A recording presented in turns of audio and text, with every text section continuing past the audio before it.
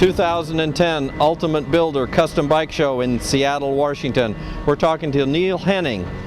Take a minute, Neal, and give us a little about your background. Well, my background's kind of diverse. My father was in heavy equipment, and so I've always been around fabrication, whether it's redoing, heavy equipment, any kind of fabrication. Friends always had cars that they built, and then in high school, 6 of us decided to build motorcycles, and we all started off with Triumphs and built them and had a great experience. And from there, I've gone on to be many things. I've been in the bill collection industry for years. My wife owns a bill collection company. I also manage the Ripley's, believe it or not, in Newport, Oregon, in traction business. So my background's pretty diverse.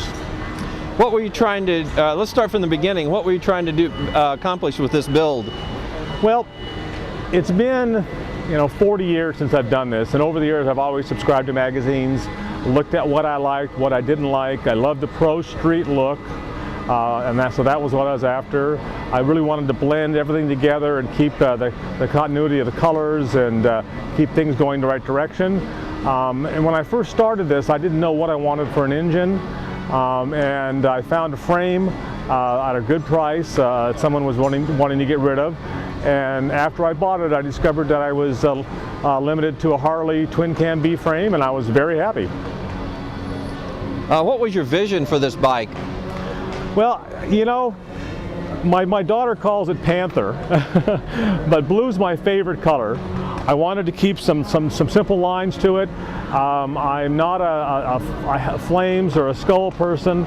My vision was to keep it just kind of all flowing together from front to back. What was your inspiration on this bike? Well, over the years I've seen different bikes, different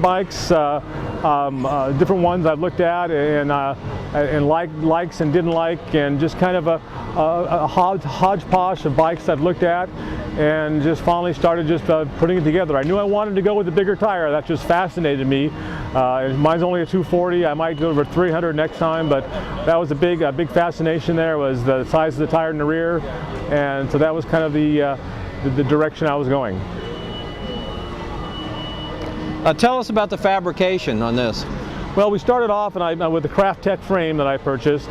It had a traditional Harley A-frame swing arm in the back. Didn't like the look, didn't like the way it clearanced. So I went ahead and came up with this wishbone swing arm. We had some major modification to make it work correctly. I had a fender I bought I didn't like. Went with the Craft Tech fender, which is a real good solid fender. From there, we just kind of started piecing things together I liked. I wanted a belt drive, an open belt drive. That was important to me.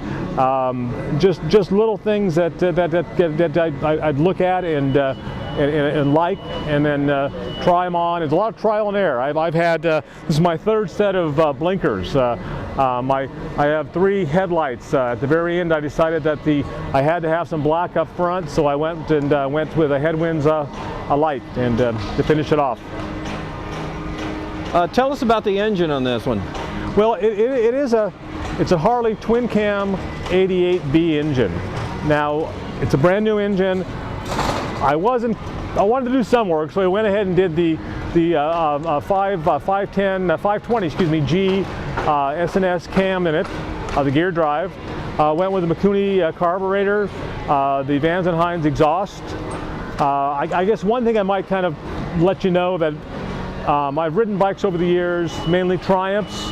I have never ridden a Harley-Davidson before in my life until I built this. And I'll tell you what, I'll never go back to anything else.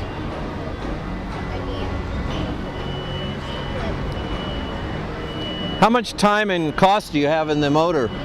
In the motor itself? Yes, sir.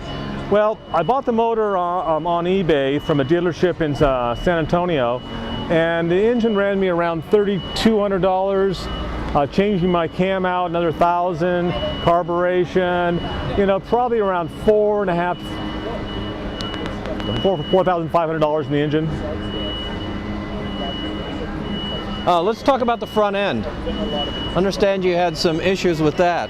Right. When I purchased it, it's a purse front end. I like the looks of it. I love the way they have the clean lines, the way they hide the hidden axle.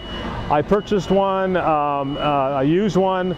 The gentleman said it was complete. It was missing several parts, and at that time, purse was no longer being manufactured. But by a stroke of luck, Rooster went ahead and took over all their manufacturing, and they were able to give me or sell me all the parts I needed to complete the front end and get it to just the way I wanted. Didn't Justin do a custom build on a part that you were missing? I had to do some custom builds on the parts. A few parts I had to have done until I came across Rooster, which helped me finish it out. Let's talk about your approach on paint. Well, paint was important to me. Blue is my favorite color. I didn't want skulls and flames. I saw everywhere I looked was skulls and flames. I saw some similar two-tone ones, but I really wanted to keep the lines going from front to back all the way through. I was going to have a friend paint it for me. He used to paint cars, and at one point he kind of told me he was a little hesitant, so I backed off and said, you know what, I don't want to ruin a friendship over a paint job. Let me find somebody else. Searched the internet high and low, came across Cutting Edge Illusion in Eugene, Oregon, went down there. The guys were fantastic. I told them what I wanted. They sent me pictures. They walked me all the way through the process, and it came out exactly the way I wanted. Probably the last piece of information to finish the bike off was the gas cap. I wanted a TriStar gas cap. Probably took me 3 months to come across the manufacturer of that gas cap. And I was lucky enough to get it right towards the end. What was your challenge to getting your paint to this level? It's obviously a great paint job. Well, the challenge, I guess, was, picking. They sent me samples back and forth. We just kept going back and forth on samples, and it just took a little bit of time. But I'm very pleased with the results. It was just finding the right colors, the right matches. They were very helpful in giving me some contrasting colors. What would be the right color for the pinstripe? The black. I knew I wanted the black to be a rich black, no metal flake, but I wanted the sparkle in the blue. So. What companies were instrumental in getting your bike finished? Well, obviously the purse front end was very important to me. Cutting Edge Illusions on their paint job. I had some fabrication work by a company, Halco Machine in Newport. I've had a little electrical help from a good friend of mine, Pat Harris, that's built Harley for years. And those are the main companies that I've dealt with. I know I'm missing somebody, and I can't think of who it is. Salem Powder Coating was spectacular on the powder coating of the frame. They did a few pieces for me a couple times. We wanted to make sure we got it right. And those were the main companies that came through. I had a vendor back in Minnesota who helped me with the lining up the belt. We had to go with a 20-millimeter belt to get all our clearances we needed on the Craft Tech frame, but it was spectacular. If somebody'd like to get a hold of you, would you like to give a website, a phone number, or an email address? I'll give both a phone number and an email. My phone number is 541 is the area code 961-8192. That's my cell number. And my email address is nhenning, Henning,